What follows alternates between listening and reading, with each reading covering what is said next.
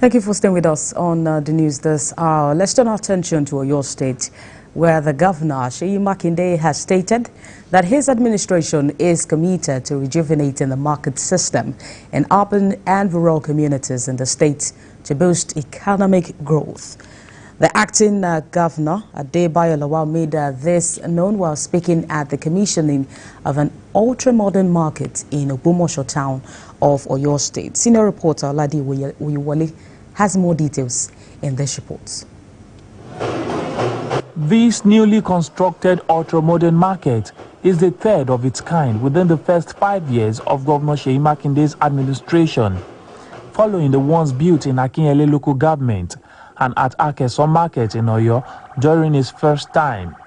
The market is located at Kajola in Ogbomoso South local government area of the state, and it comprises of 120 lock-up shops, 84 open shops, an abattoir, administrative blocks, and toilet facilities. It is your duty to ensure that the project is well managed and maintained, and the aim of which it was constructed should not be defeated. Without any iota of doubt, I believe the state government under His Excellency is still on course as regards the 4 pillars of roadmap to accelerated development. Addressing newsmen shortly after the inauguration, the acting governor in Oyo State says the development is in line with the state government's commitment to improving the socio-economic status of the state. And you know that our environment is replete with archaic market in several towns across, not only in Oyo State, in Nigeria. So we are trying to rejuvenate the market system in Oyo State. As we move on, we will in urban centers and rural communities. Well, we'll be very fair. First of all, while we were building this, we had to dismantle and destroy some few shops of people that they started building. So our intention is first to take care of those people and then make it open for people to bid for the shops and be able to get it. It's not going to be on who do you know. It's going to be for those who truly deserve it. Anybody who is interested in the development of Ogbomoso area will be my friend. But if you are not ready to contribute to the development of this place, you cannot be my friend, no matter how highly placed, no matter how influential you may be. This significant development is expected to boost the economic activities of the ancient town for the overall growth of the state. Oladio Yewole, TVC News, Ogbomoso, Oyo State.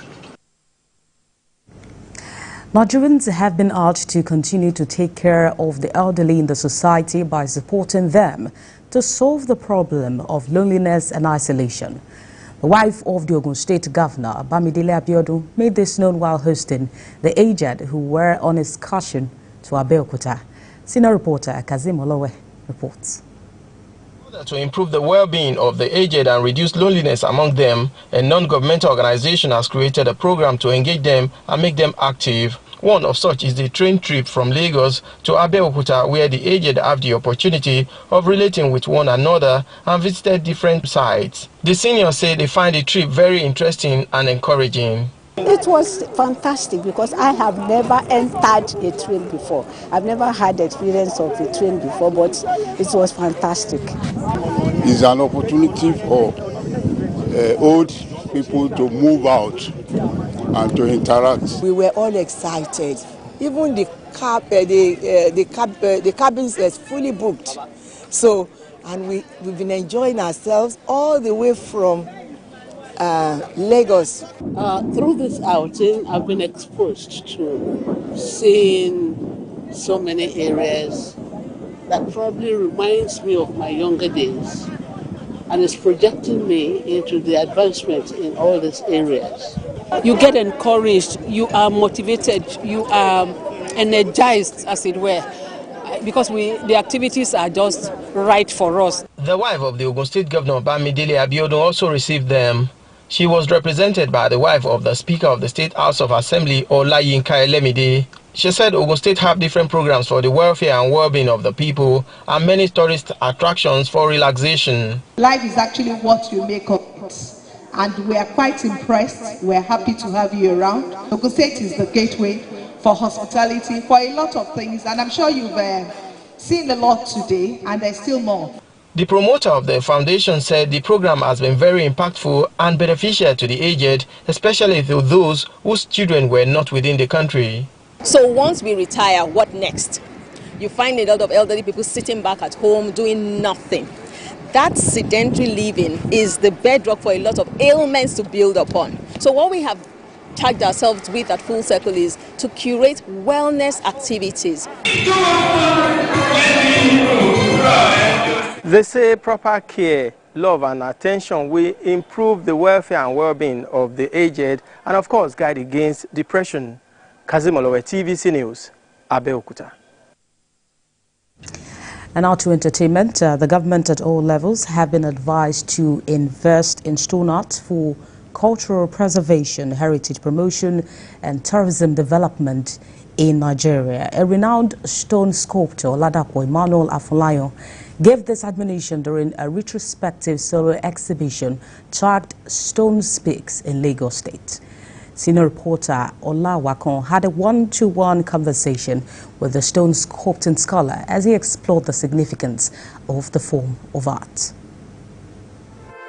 Stone sculpture thrived in Nigeria between the 15th and the 20th century AD. This was in the Ese community in Ogbomoso town, with about 1,000 soapstone objects carved both in human and animal forms. But the sculptors have remained unknown for ages. This form of art, with its potential for cultural and tourism development, has remained unpopular for years. But one stone sculptor who has remained committed to it for over 30 years is Dr. Oladapo Afolayan. Especially limestone. This is a retrospective solo exhibition called Stone Speaks, organized at the National Museum in Lagos. Ogugo Igwe is from Imo State but based in the UK. His trip to Nigeria looks fruitful as he is fascinated by these well-carved stones with in-depth messages. Just wondered what you were trying to convey. He stops to engage the artist. Like that, spiral and growth. Mr. Igwe sees the sculptures as powerful artworks. The use of colour in them was really powerful. You're normally used to just seeing sculptures in one block of the materials used, but adding that colour added just a lot more emphasis to the piece, and just reminds me a bit of Africa, Nigeria, how they don't play by the normal rules. Something different has to happen. They have to add their own character to it.